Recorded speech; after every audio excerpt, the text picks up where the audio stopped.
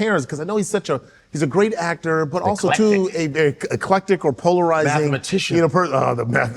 His math. I don't know that math. Him and Neil deGrasse Tyson.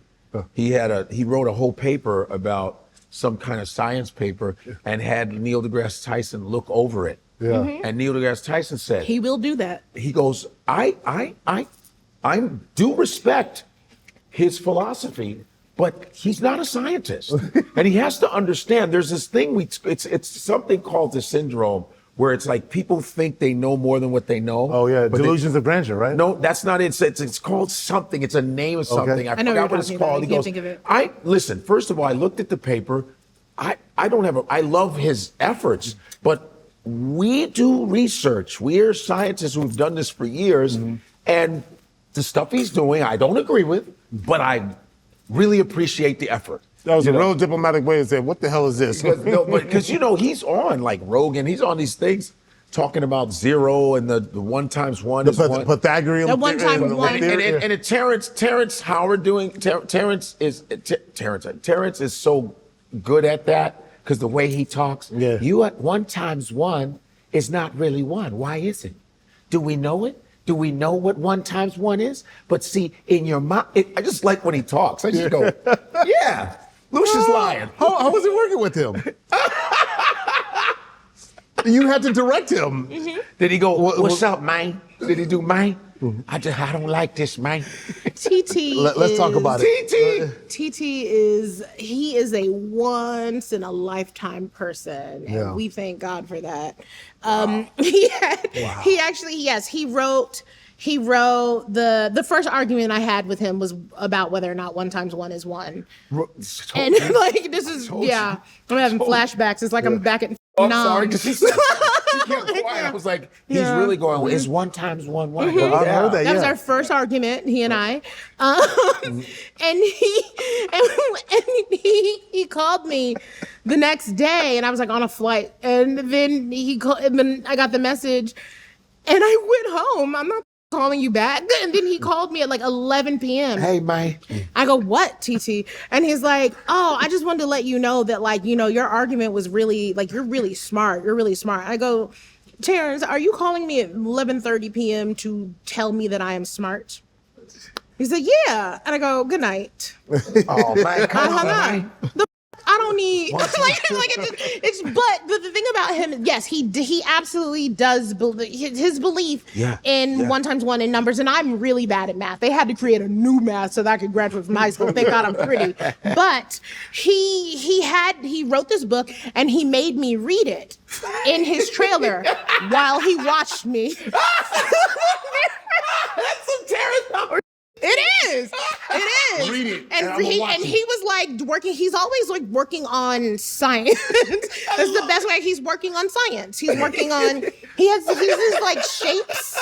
He's these like plastic shapes that he's doing. He explained it. I just love that Terrence Howard is doing that. It's science. How is he like? Is he crocheting it or like what's he? I feel like he's using maybe a soldering iron or something. He's working. It's science. He's working on it. Yeah. I assure you. Man, for shapes, man. This is a parallelogram, man. Yeah. But is it a parallelogram, man? Yeah, because it's actually he'll be like it's actually a sphere. It's spherical. It's spherical. It's spherical. Man. Yeah, because there's actually no zero. Terrence Howard, give me his science right now. See, I believe how we really is the Earth a sphere? We have to really think about those things. Is it a sphere? Just because look, and I'm walking straight. Do I feel the sphere? What if we're a flat sphere? What if? Are we there's a stratosphere, there's an atmosphere. Why is it a sphere? Why can't it be an astro line? Why can't it? This is the shit he's talking. So Terrence, I got to ask you. Yes. Yes. Have you heard of CTE? I've heard of critical Terrence exquisite thinking. Man.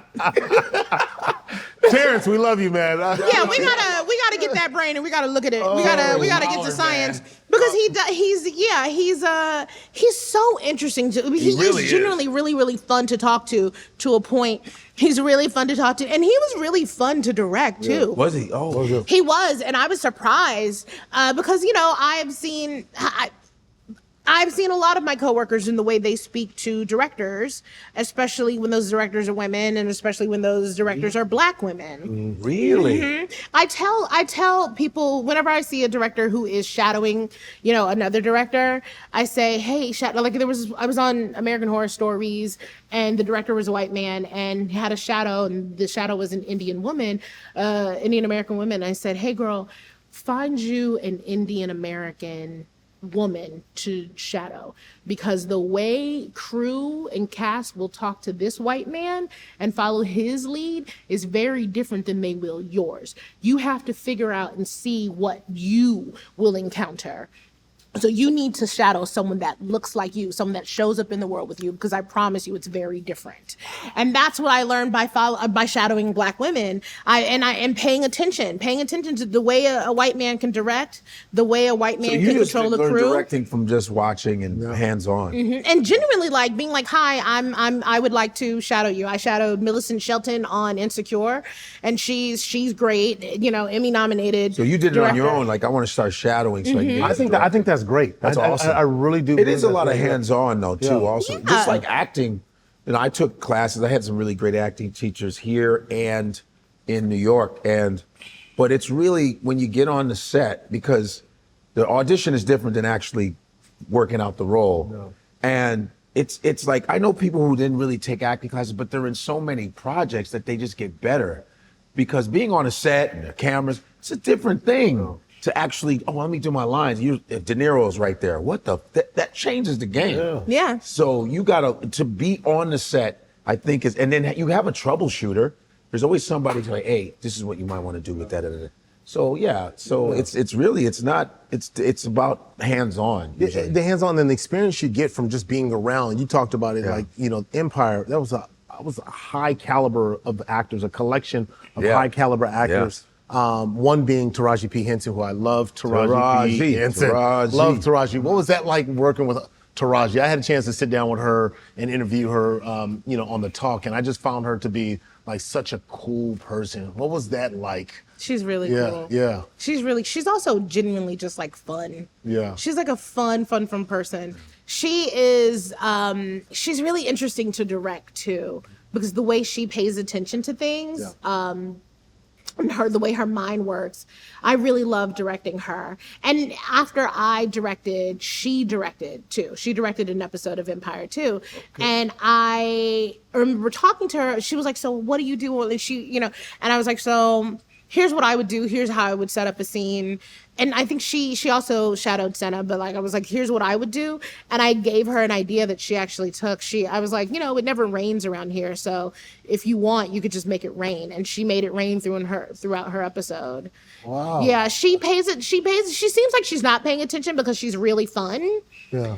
And kind of sleepy, but she works so much. Sometimes she would just be fall asleep on set because she'd be in nearly every single day, and because she's so fun, you don't know how much she's actually taking in. And absorbing, and just the mental energy it takes. Because even you guys would watch episodes at home. As they were coming at Taraji's house, right? So yeah, we would get together and watch. Not only watching it for entertainment, but you guys are watching it studying the art in such a way, right? Because I look at that and my default is always going to sports. It's like watching film of your opponent and whatever, or studying yourself. Sure. You guys have the entertainment portion, the studying portion of that. Did she ever give you any wisdom that you took with you and then go, oh wow, that's a nugget that I'll never forget from Taraji? I'm sure there's a lot of them during your guys' time together, the 6 years you guys spent together. Anything stand out? Yeah, she once made mashed potatoes out of cauliflower, and I didn't know that was possible. That's good. That's good stuff. Yeah. I'd never heard of that. That was possible. Mashed potatoes, yeah. Really? I had no idea, and it was banging too. It was pretty banging. I said this. Pizza. I've had cauliflower pizza. Yeah. You can do a lot with cauliflower. Yeah. Okay. Have you tried to replicate it since? Nope. My husband can't process gluten, dairy, or eggs. Oh, so yeah. I've tried, but it doesn't turn out the way I need it to. What is that recipe? Taraji. Taraji, what's that recipe? That's another 154 conversation in the books. We are bridging culture back to its roots. From Africa to the world, we're telling stories our way. So make sure you hit like, subscribe, and share your voice in the comments. This is 154.